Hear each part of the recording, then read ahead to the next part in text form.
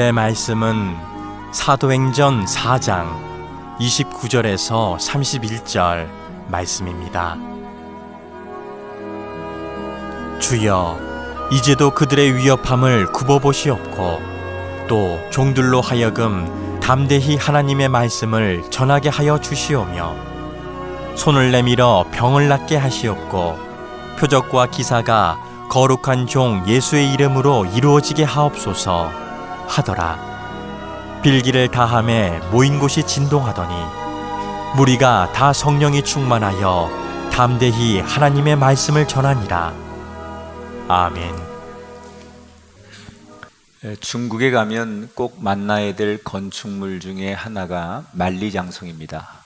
이 만리장성은 춘추 전국시대에 각 성들을 쌓기 시작했고 이것을 진시황 때 연결하며 만리장성이 완성이 됩니다. 세월이 많이 지났지만 지금도 보존되고 있는 만리장성의 길이가 6,000km 정도 됩니다.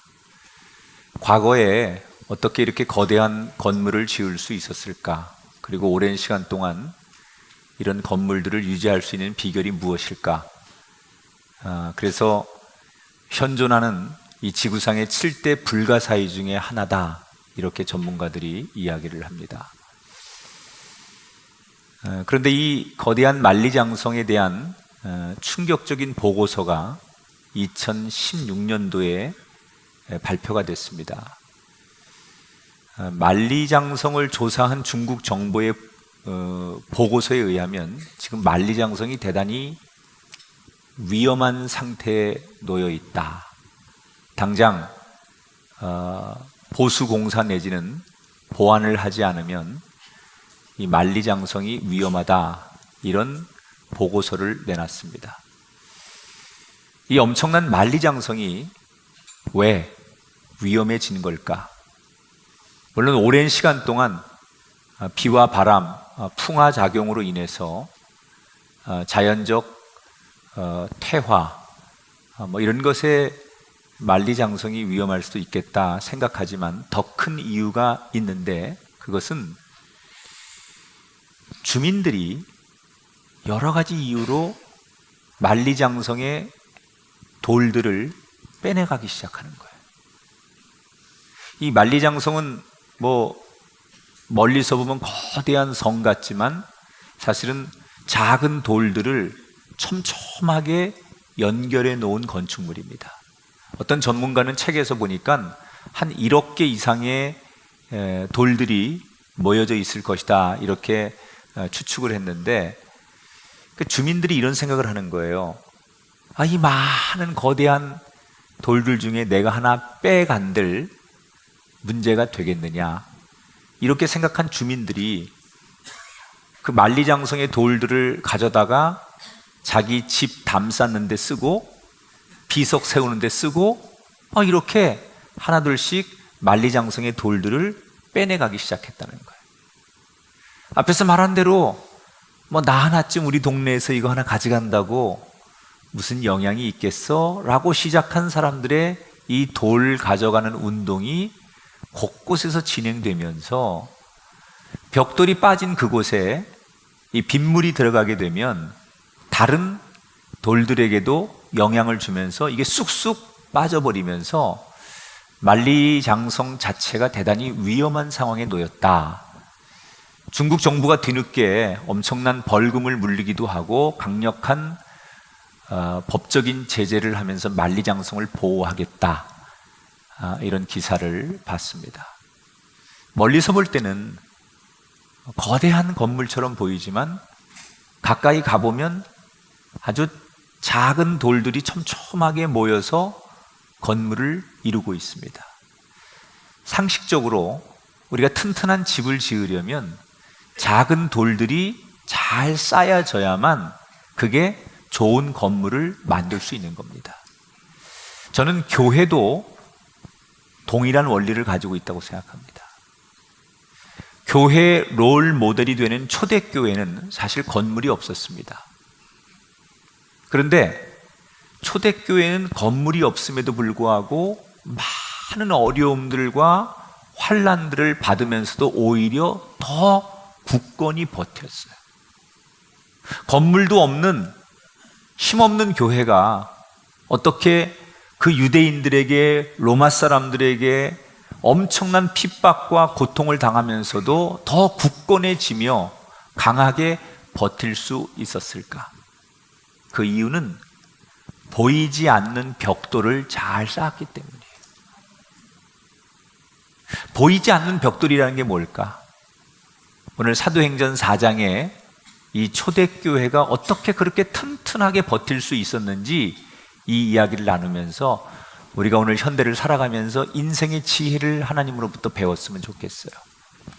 오늘의 이야기는 예수님이 승천하신 후에 120명이 모여있는 마가의 다락방에 성령을 선물로 주시고 그 성령의 능력으로 정말로 교회가 세워지고 사람들이 복음을 전하는 곳에 역사가 나타나고 그리고 교회가 부흥하면서 그들은 나눔과 선교와 이런 것들을 실천하고 그러면 하나님께서 다시 교회에 복을 주셔서 교회가 부흥하고 나름대로 교회가 아주 양바퀴가 부흥과 선교, 나눔, 또 훈련 이런 것들이 정말 잘 돌아가는 아주 좋은 교회로 교회가 부흥되고 성장해 가고 있었어요.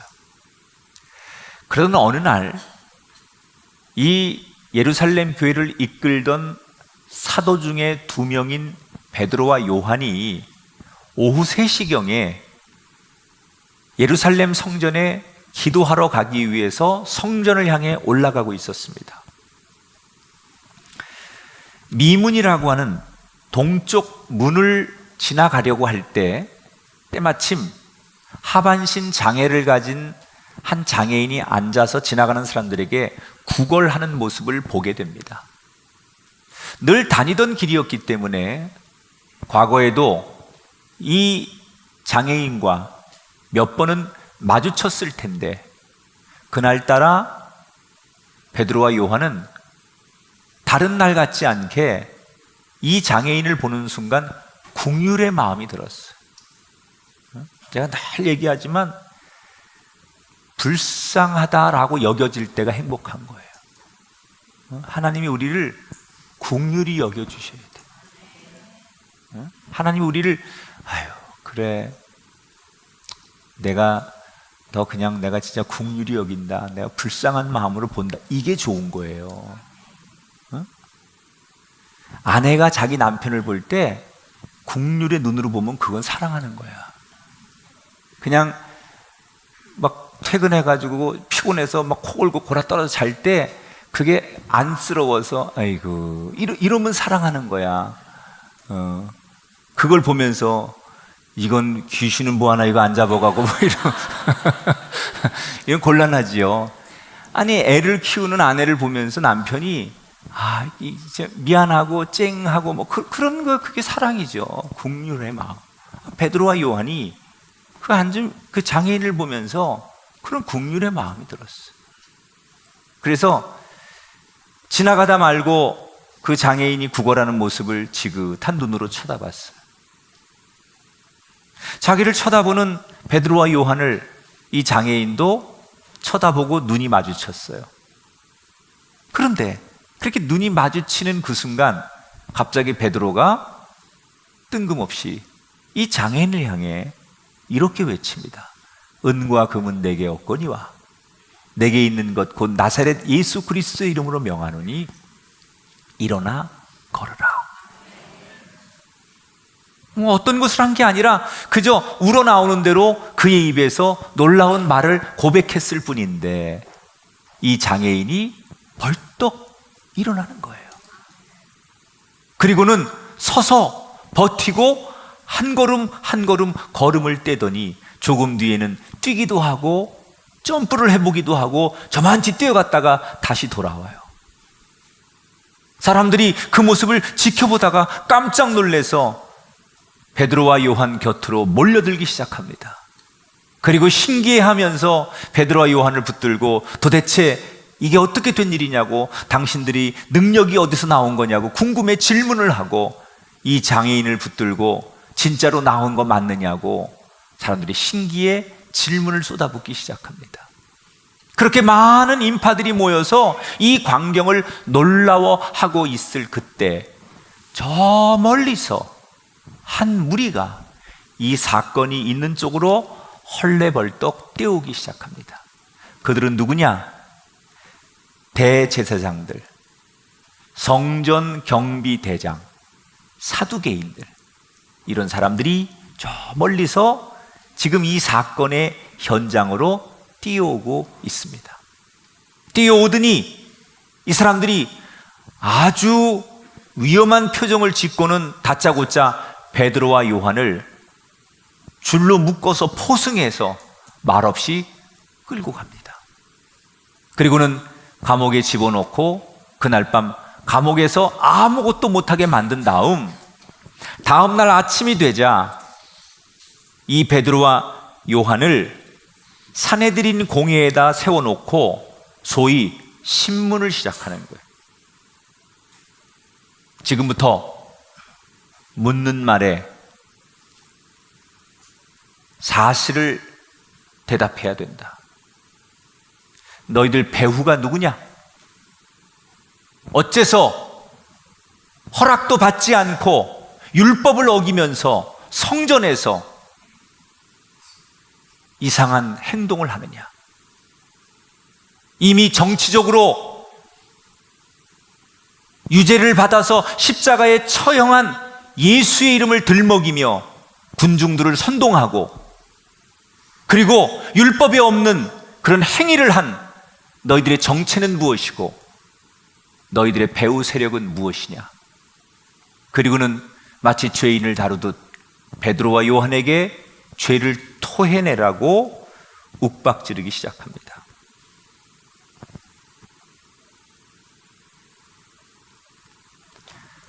사실 베드로와 요한은 어부 출신이잖아요. 예수님을 만나서 예수님의 제자가 되긴 했지만 그들은 이런 논쟁에 능한 사람들이 아니에요. 율법을 공부했거나 철학을 공부했거나 이성적 훈련 이런 것을 받아본 적이 없는 사람들이에요. 그래서 이렇게 아주 논리적이고 법적인 조항을 들이대고 그리고 체계적으로 여러 사람이 공격을 하면 이 단순한 베드로와 요한은 당연히 진실을 이야기하고 방어할 만큼의 이런 능력이 없는 사람들이에요. 그래서 그들을 그렇게 여러 사람들이 공격을 하면 버벅거리고 대답을 잘 못하고 그러면 그들에게 죄를 뒤집어 씌워서 죄를 물을 생각이었습니다. 그런데 웬일입니까? 잘 대답을 못할 줄 알았던 베드로와 요한이 거침없이 묻는 말에 또박또박 그것도 논리를 가지고 사람들을 설득하며 대답하기 시작하는 거예요. 우리가 한 일은 오직 예수님이 가르쳐준 대로 했을 뿐입니다.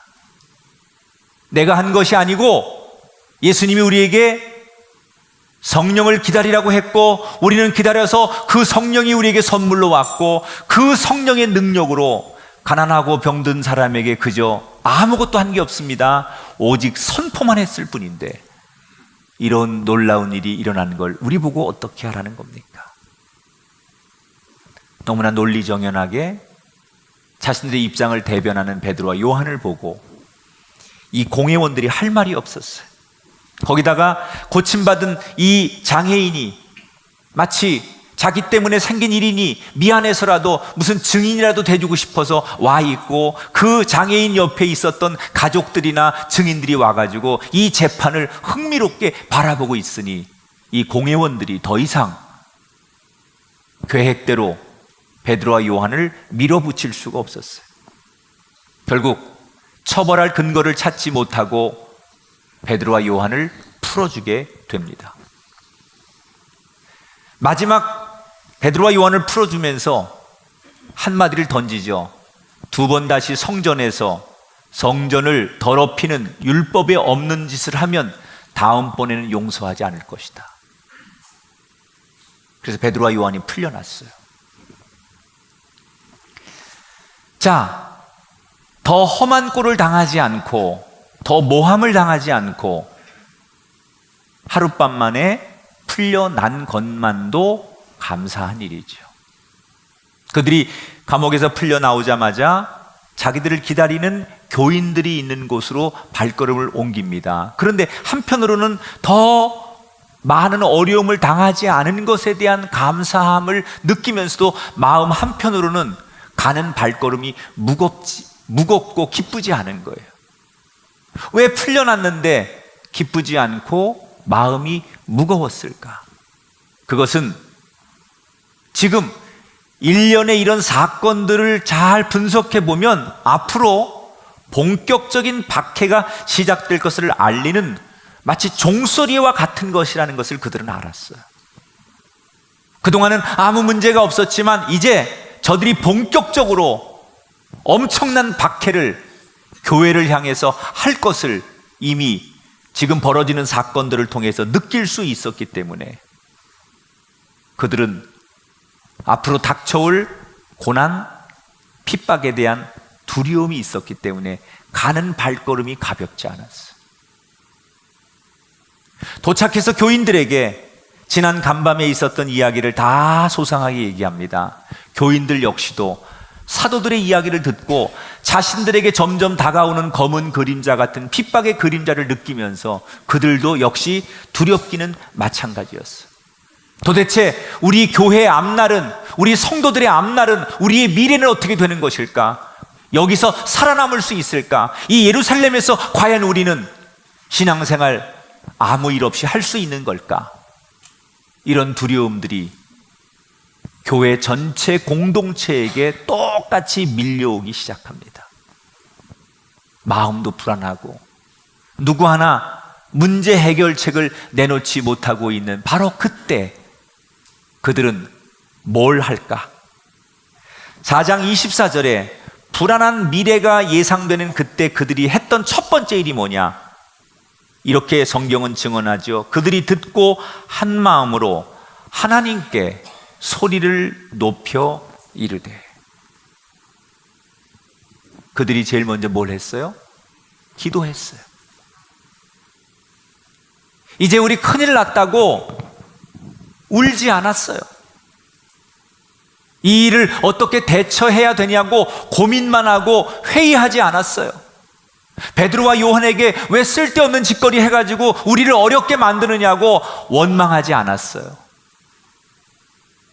불안하고 걱정된 그때 그들은 모두가 모여 하나님 앞에 기도하기 시작했어요. 여러분, 바로 이것이 초대교회가 수많은 어려움들을 이겨낼 수 있었던 힘이 되는 거예요.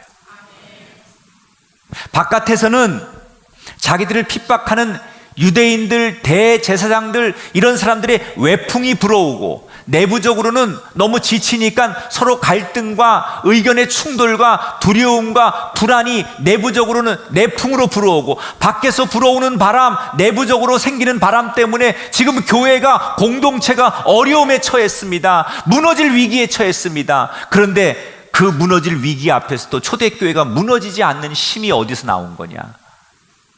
교회가 지금 삐그덕 소리가 날 때 그들은 뭘 해요? 제일 먼저 기도의 벽돌을 쌓았다는 거예요. 저는 우리 인생은 집을 지어가는 과정이라고 생각해요. 우리 가정도, 여러분의 사업장도, 일터도, 우리 교회도 다 집을 짓는 것과 같아요. 그런데 인생이 됐든 가정이 됐든 우리 교회가 됐든 우리가 집을 지어가는 것이 우리의 과정이라면 우리가 집을 짓는 과정 속에 뜻하지 않은 사건이나 질병, 이런 외풍을 맞을 때가 있고, 때때로 내 안에서 괜히 불안하고 근심이 생기고 염려가 생기는 내부적인 내풍이 불어올 때가 있어요. 피하고 싶지만 이런 바람을 원치 않지만 외부에서 불어오는 바람, 내부에서 생기는 바람, 이런 것 때문에 우리 가정이, 우리 인생이 집을 지어가면서 휘청거릴 때가 있어요. 그때 우린 뭘 해야 될까요? 삐걱거리는 내 인생, 휘청거리는 우리 가정, 내 삶의 위기 앞에서 오늘 예루살렘 교인들이 했던 삐걱거릴 때, 무너질 것 같을 때 기도의 벽돌을 쌓아야 돼요. 일단 삐걱거리고 뭐가 흔들거리면 네 책임 내 책임 그런 거 없어요. 나가서 벽돌을 쌓고 보수하는 게 먼저예요. 인생이 삐걱거리는데 누구 원망하고 누구한테 책임 전가하고 이럴 시간이 없어요. 일단 내 인생, 우리 가정을 벽돌을 쌓아서 무너지지 않도록 보수하는 게 중요해요. 그 보수하는 작업이 뭐냐? 그리스도인에게는 기도의 벽돌을 쌓는 거예요. 그래서 기도는 중요한 거예요. 바울이 디모데에게 이런 권면을 합니다. 그러므로 각처에서 분노와 다툼이 없이 거룩한 손을 들어 기도하기를 원하노라. 내일부터 고난주간 촛불 기도회에 우리 성도님들 오셔서 정말 위기라고 느낄 때, 우리 가정, 우리 자녀들, 내 인생에 많은 지금 어려움이 느껴질 때, 그때는 여러분 다른 거 하면 안 돼요. 얼른 나오셔서 기도의 벽돌을 다시 쌓기 시작할 때 무너지는 여러분의 인생이 세워지게 될 줄 믿습니다. 자, 위기의 바람이 다가오자 그걸 느끼고 예루살렘 교회가 기도하기 시작했다고 그랬는데, 그 기도의 내용이 24절부터 30절에 나와요. 그런데 사도행전에 보면 초대교회가 기도를 많이 했을 텐데 기도의 내용을 담은 것은 사도행전 4장 24절부터 30절 딱 여기 한 군데밖에 안 나와요. 근데 이 기도의 내용이 어떤 기도의 내용이냐면, 그 교회 공동체가 위기를 만나니까 누가 대표로 기도하는 거예요. 그러니까 우리 교회에서 대표 기도 많이 하잖아요. 그리고 우리가 이렇게 뭐 셀에서도 또는 예배에서도 기도할 때 대표 기도 많이 하는데, 대표 기도는 반드시 폼이 있어야 돼요. 그냥 하는 게 아니에요. 내가 하고 싶은 대로 막 하는 게 대표 기도가 아니에요. 대표 기도는 반드시 폼이 있어야 돼요. 근데 그 몇 가지 틀 중에 제일 중요한 것만 제가 오늘 성경에 나오는 그대로 가르쳐 드릴게요. 이게 24절에 30절에 나오는 기도문을 통해서 대표 기도는 이렇게 하는 것이다. 첫 번째, 항상 기도할 때 우리가 첫 번째 할 일은 하나님의 이름을 찬양하는 거예요. 모든 기도의 첫 번째는 어떻게 하는 거라고요? 하나님의 이름을 찬양하는 거예요. 그래서 우리가 기도할 때 뭐라고 그래요? 전능하신 하나님, 하나님을 찬양하는 거죠. 창조주 하나님, 나의 아버지, 하나님 이렇게 우리가 높여드리잖아요.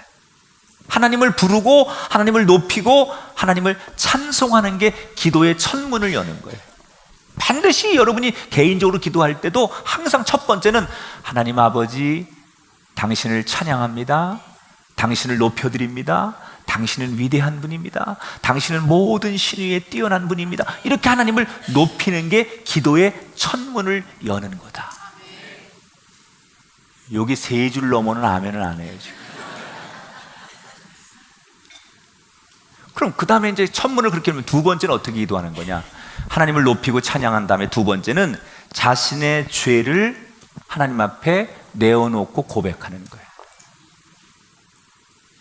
전능하신 하나님, 하나님을 높이고, 하나님, 제가 하나님 앞에 마음이 무너지고 듣지 말아야 할 것을 듣고 보지 말아야 할 것을 보고 오늘 하나님이 원하시지 않는 죄를 짓고 왔습니다. 나의 죄를 용서해 주세요. 그리고 우리의 죄를 참여하는 기도를 드리는 거예요. 물론 요 사이에 감사 기도를 드리고 싶거나 또는 하나님 앞에 감사하고 싶은 기도 제목이 있어서 그것을 고백하는 것도 좋아요. 하나님을 높이고 회개하고 감사하고, 그 다음에 뭘 하느냐? 내가 가지고 있는 내 형편과 처지의 기도 제목을 하나님 앞에 내놓는 거예요. 하나님, 내 인생이, 내 자녀가, 우리 가정이, 내 건강이 지금 말할 수 없이 어려운 가운데 있는데 하나님 긍휼의 눈으로 보셔서 저의 이 어려움과 우리 가정의 형편을 돌아보시고 이길 수 있는 지혜를 주시고 믿음을 주시고 돕는 손길을 보내셔서 이 고난의 터널을 빠져나올 수 있도록 은총을 베풀어 주옵소서. 이렇게 자기의 소원을 하나님 앞에 아뢰이는 거예요. 그러니까 기도는 하나님을 높이고 회개하고 감사하고 그리고 난 다음에 내 기도 제목을 꺼내어서 하나님 앞에 구체적으로 하나님의 도움을 구하는 게 기도의 형식이에요. 예루살렘 교회가 그렇게 기도하는 거예요 지금. 그런데 이렇게 앞에서 순서를 잘 정해서 기도했을지라도 맨 마지막에 예루살렘 교인들이 기도했던 이것을 놓치면 기도가 아니다. 이걸 잘해야 돼요. 예루살렘 교회 교인들이 이렇게 폼을 가지고 잘 기도한 다음에 마지막 기도를 마무리하면서 무슨 기도를 드리느냐? 29절 30절 같이 읽어봐요. 담대히 하나님의 말씀을 전하게 하여 주시오며 표적과 기사가 거룩한 종 예수의 이름으로 이루어지게 하옵소서. 따라합시다. 예수의 이름으로 이루어지게 하소서. 자, 예루살렘 교인들이 하나님을 찬양하고 회개하고 감사하고 자신의 기도 제목을 내놓고 기도한 다음에 마무리 기도에 뭘 기도했느냐? 내가 드러나지 않고 예수님이 드러나게 하옵소서. 사람들은 어려우면 어려울수록 자기중심적인 기도를 해요. 나밖에 안 보이는 거야. 하나님, 나를 축복해 주시고 내 손을 잡아 주시고 나를 그 자리에 앉혀 주시고 내 기도만 들어주시고 내 문제만 해결해 주세요. 아니면 우리 가정, 우리 회사, 우리 공동체만 하나님 축복해 주세요. 우리가 인간이 본능적으로 어려우면 어려울수록 나와 우리를 못 벗어나요. 그런데 지금 이 예루살렘 교회 교인들은 기도를 하면서 어떤 기도를 하느냐? 어렵고 너무 외풍과 내풍이 불어오는 위기 속에서 뭐라고 기도하느냐? 무슨 일을 하든지 나나 우리가 드러나지 않게 하시고 오직 예수의 이름만 드러나게 하옵소서. 이게 가장 좋은 기도라는 거예요. 여러분 이런 얘기 들어보셨어요? 진정한 연인은 서로를 넘어서 같은 곳을 바라본다. 같은 곳을 바라보고 같은 꿈을 꿀 때 그 연인들의 관계가 깊어지는 거예요. 예루살렘 교회가 딱 그랬어요. 나만 보지 않고 우리만 보지 않고 그 너머에 같은 분 예수님을 바라보며 기도했기 때문에 예루살렘 교회가 더 깊은 관계로 가는 거예요. 같은 곳을 보는 거예요. 우리 모두가 여기 모인 이 광교 꿈의 교회 모든 성도가 같은 곳을 보는 거예요. 오직 예수 그리스도만 보는 거예요. 나와 너를 넘어서 우리를 넘어서 오직 예수 그리스도만 우리 모두가 바라볼 때 우리 교회가 튼튼한 교회가 되고 그리스도 안의 관계가 깊어지게 되는 거예요. 이제부터 우리들의 기도의 목적이 바뀌어야 돼요. 내가 드러나는 것이 아니라 예수님이 드러나게 하옵소서. 그렇게 예수님이 드러나기를 구하자 무슨 일이 일어나느냐? 31절에 보니까 빌기를 다하며 모인 곳이 진동하더니 무리가 다 성령이 충만하여 담대히 하나님 말씀을 전하니라. 내가 사라지고 우리가 사라지고 하나님의 다스림을 인정하는 순간 그 빈 마음에 성령이 가득 차고 기적과 은사가 나타나기 시작했어요. 여러분 지금 예루살렘 교회가 두려운 일을 만난 거예요. 외부적으로 핍박을 만나고 내부적으로 갈등과 두려운 사람들을 만나면서 말할 수 없는 위기를 만났어요. 그런데 그 빈 마음에 허무한 마음에 성령이 오셔서 가득 채우니까 상황은 아무것도 안 바뀌었는데 성령이 그들을 만나주시고 주님이 높아지니까 주님이 드러나기 시작하니까 조금도 두렵지 않은 거예요. 우리가 사실 예수 믿으면서 뭔가 두렵다라고 하는 것은 아직도 주님을 뜨겁게 만나지 못했다는 증거예요. 주님을 뜨겁게 만나면 두렵지 않아요. 주님을 제대로 만나면 무섭지 않아요. 예루살렘 교회 교인들이 환경이 변했기 때문에 무서움이 떠나가고 두렵지 않은 게 아니에요. 환경은 아무것도 안 바뀌었어요.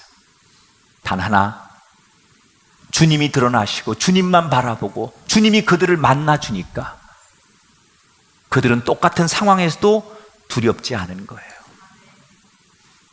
성령이 충만했다는 얘기는 그들이 드리는 기도를 하나님께서 기쁘게 받으셨다는 거예요. 여러분, 예루살렘 교회 교인들이 어떻게 해서 하나님을 기쁘게 했습니까? 무슨 예물을 많이 드렸습니까? 거대한 퍼포먼스를 했습니까? 아니에요. 오직 하나, 예수님이 드러나기를 기도했을 뿐이에요.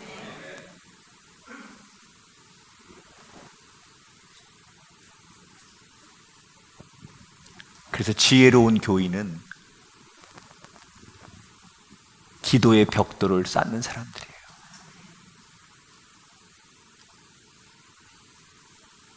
그저 주일만 와서 예배 잘 드리고 나는 크리스찬이야, 나는 하나님을 믿어.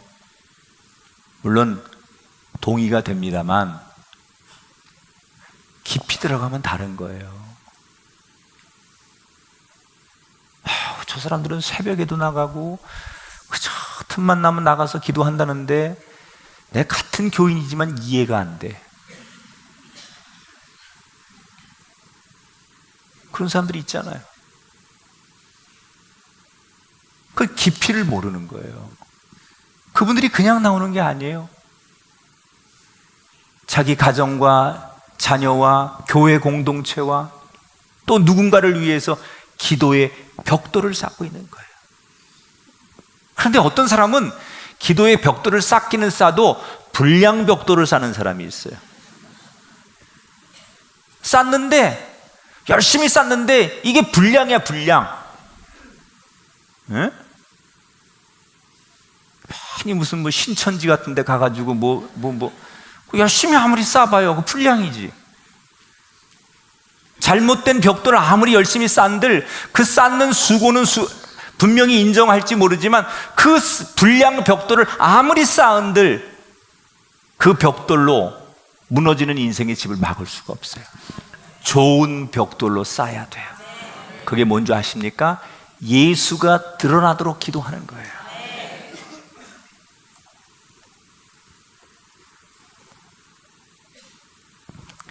내가 드리는 찬양을 통해서 예수만 드러나게 하옵소서. 내가 공부해서 그런 자리에서 일을 하게 되면 나는 드러나지 않고 나 때문에 예수님 드러나게 하옵소서. 내 자녀가 걸어가는 그 인생길을 통해서 내 자녀의 이름이 드러나는 것이 아니라 나로 하여금, 내 자녀로 하여금 오직 예수님만 드러나게 하옵소서.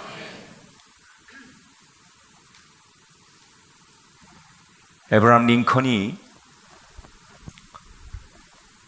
변호사 시절 스탠턴이라고 하는 당대 최고의 유명한 변호사를 만난 적이 있었어요. 저쪽이 링컨이에요. 약간 원숭이과잖아요, 그죠? 이게 오른쪽이 스탠턴이라고 하는 변호사예요. 이 스탠턴은 당대 굉장히 유명한 변호사고요. 링컨은 아주 무명의 변호사일 때예요. 스탠턴이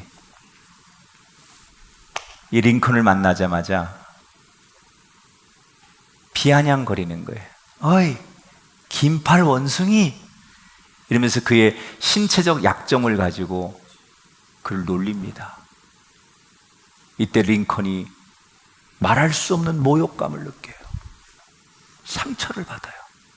그런데 스탠턴이 워낙 능력 있고 탁월한 변호사이기 때문에 거기에다 대고 뭔가를 덤빌 수 있는 능력이 없었어요.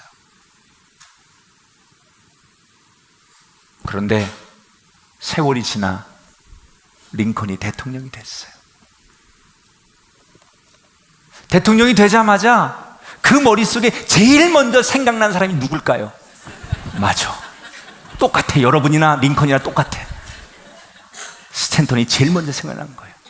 나한테 그렇게 모멸감과 인격적으로 모욕을 주었던 그 사람이 제일 먼저 생각이 나는 거예요. 당장 가서 복수하고 싶었어요. 그래서 갔습니다. 스탠턴에게 갔습니다. 링컨이 딱 만나서 스탠턴에게 눈을 부라리면서 이렇게 말합니다. 이번 내각의 국방부 장관이 되어주십시오. 참모들이 난리가 났습니다. 아니 어떻게 그럴 수 있느냐. 그때 링컨이 이런 말을 하죠. 나를 대통령으로 국민들이 뽑아준 것은 국가를 잘 이끌고 이 위기를 잘 극복해 달라는 뜻인데 과거가 뭐가 중요하냐. 소신과 추진력이 있는 사람이 그 자리에 앉아야 되는데 스탠턴이 딱 그 사람이다. 여러분, 이 링컨은 자기가 대통령 된 목적에 집중하는 거예요. 그래서 앙금을 털어내요. 원래는 앙숙으로 만났다가 이런 계기로 인해서 두 사람은 누구보다 절친이 됩니다. 함께 손을 잡고 남북 전쟁을 승리로 이끕니다. 어떻게 이런 일이 일어날 수 있었습니까? 내 명예보다 더 먼저 빛나야 될 것이 있음을 알았기 때문에 가능했던 거예요. 만약에 미국의 이름이 빛나지 않았으면 링컨이 어떻게 역사적으로 빛나겠습니까? 미국이란 이름이 역사 속에서 빛나기 시작하고 그의 이름이 드러나니까 자연스럽게 링컨도 그의 이름도 빛나기 시작한 거예요. 우리가 어려우면 어려울수록 나밖에 몰라요. 내 이름, 내 명예, 내 존재를 드러내고 싶어 해요. 그러나 나보다 먼저 드러나야 될 게 있어요. 예수님의 이름입니다. 하늘 아버지의 이름입니다. 그 이름이 나로 하여금 빛나면 자연스럽게 나도 빛나게 될 것이고, 그 이름이 나로 하여금 높임 받을 때 자연스럽게 내 이름도 사람들에게 높임을 받게 될 것입니다. 예수의 이름을 높이십시오. 여러분, 어느 곳에 가서 무슨 일을 하든지 간에 주님, 나로 하여금 당신이 높아지길 원합니다. 이런 기도의 벽돌을 쌓는 사람이 빛나는 집을 세우는 인생이 될 줄 믿습니다. 우리는 오늘도 집을 지으며 인생을 살고 있습니다. 보이지 않는 벽돌을 잘 쌓아야 될 텐데 우리가 쌓는 벽돌이 특히 외풍과 내풍으로 삐걱거리는 순간을 만날 때 우리는 무릎 꿇어 하나님 앞에 기도해야 됩니다. 그리고 기도할 때 우리가 반드시 기억해야 될 것은 내가 아닌 예수님의 이름이 드러나기를 기도해야 됩니다. 그래서 어떤 외풍과 내풍 앞에서 끄떡거리지 않고 끝까지 버텼던, 그리고 찬란했던 초대교회처럼 저와 여러분의 인생의 집이 그렇게 시간이 가면 갈수록 더 위대해지고 굳건해지고 나로 하여금 주님을 높여 나도 함께 빛나는 멋진 하나님의 은총을 힘입은 그리스도인이 되시기를 주의 이름으로 축원합니다.